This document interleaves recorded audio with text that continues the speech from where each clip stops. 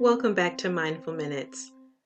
I'm Miss Annette, and today's mindful exercise is called Heart Garden from Barefoot Books Mindful Kids 50 Mindfulness Activities for Kindness, Focus, and Calm by Whitney Stewart and Mina Braun.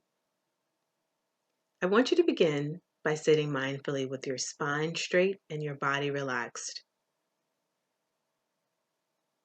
Great.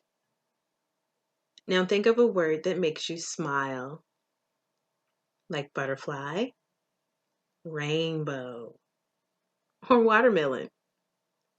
Repeat it to yourself. Can you imagine planting your word like a seed in your heart?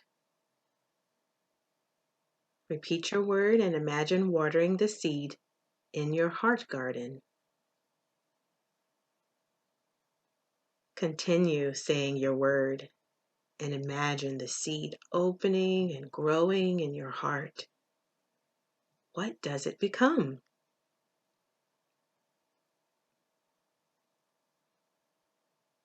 Finish this exercise when your happiness seed has finished growing. True happiness comes from inside you. You can plant happiness for yourself. Thank you.